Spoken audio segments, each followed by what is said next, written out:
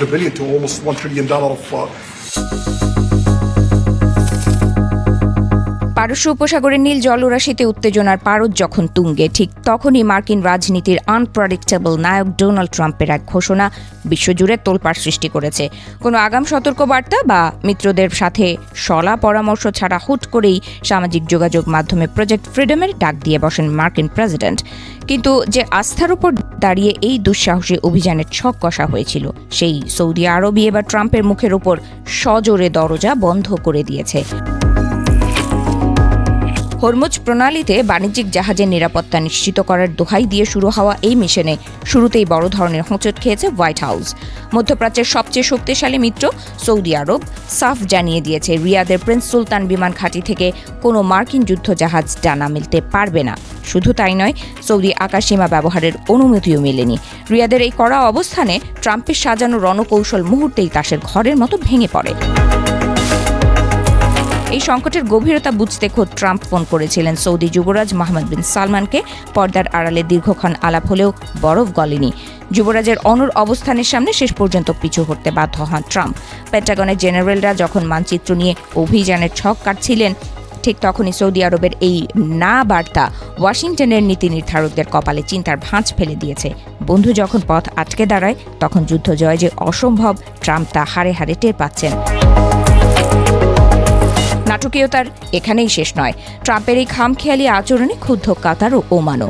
কাতার যখন জানতে পারে অভিযান শুরু হয়ে গেছে, তখন পর্যন্ত তাদের কাছে কোনো আনুষ্ঠানিক বার্তাই দেয়নি যুক্তরাষ্ট্র। ওমানি কূটনীতিকদের কণ্ঠেও ঝরেছে চরম বিস্ময়। নাম প্রকাশে অনিচ্ছুক এক কূটনীতিক আক্ষেপ করে বলেন, যুক্তরাষ্ট্র আগে ঘোষণা দেয় আর আমাদের সাথে যোগাযোগ করে পরে। মিত্রদের এভাবে অন্ধকারে রাখা ট্রাম্পের পররাষ্ট্রনীতির এক নতুন এবং বিতর্কিত নজির হয়ে থাকল। সামরিক পরিভাষায় যাকে এবিও বলা হয়, সেই সুবিধাই এখন ট্রাম্পের হাতের বাইরে। জর্ডান, কুয়েত কিংবা ওমানের আকাশসীমা ছাড়া হরমুজ প্রণালীর মতো স্পর্শকাতর এলাকায় নজরদারি চালানো ডানাকাটা পাখির মতো অসহায়। পেন্টাগন মঙ্গলবার পর্যন্ত যে অভিযানের সাফল্যের গুণগান গেয়েছিল, মাত্র ৩৬ ঘণ্টার ব্যবধানে সেই একই পেন্টাগনকে এখন সব গুটিয়ে নিতে হচ্ছে। ইরানের অবরোধ ভাঙার স্বপ্ন যেন মাঝপথেই ফিকে হয়ে গেল।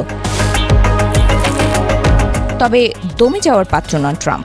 নিজের এই পিছু টানকে ঢাকতে তিনি সামাজিক যোগাযোগ মাধ্যমে আবির্ভূত হলেন এক নতুন বয়ান নিয়ে। তিনি দাবি করেছেন, এই অভিযান বন্ধ নয়, বরং এটি একটি সাময়িক বিরতি। নেপথ্যের নাকি পাকিস্তানের মধ্যস্থতায় ইরানের সাথে একটি সম্ভাব্য শান্তি চুক্তি। ওভাল অফিস থেকে ট্রাম্প যেন এক জাদুকরের মতো ঘোষণা দিলেন, ইরান এখন কথা বলতে চাইছে। আগামী ২৪ ঘণ্টার আলোচনা খুবই ইতিবাচক। আসন্ন নভেম্বর নির্বাচনে জনপ্রিয়তার পারদ ধরে রাখতে ট্রাম্প এখন মরিয়া হয়ে একটি কূটনৈতিক বিজয় খুঁজছেন। আগামী সপ্তাহে চীন সফরে গিয়ে শি জিনপিং এর সাথে সাক্ষাতের আগেই তিনি ইরানের সাথে একটি রফা করতে চান। তবে স্বভাবজাত ভঙ্গিতে হুমকি সুর দিতেও ভোলেননি তিনি। পিবিএসকে দেওয়ার সাক্ষাৎকারে তিনি স্পষ্ট করে দিয়েছেন, আলোচনা ব্যর্থ হলে এমন হামলা হবে যা ইরান কল্পনাও করতে পারবে না। অর্থাৎ গাজর আর লাঠি, দুই নীতি একসাথে খেলছেন তিনি।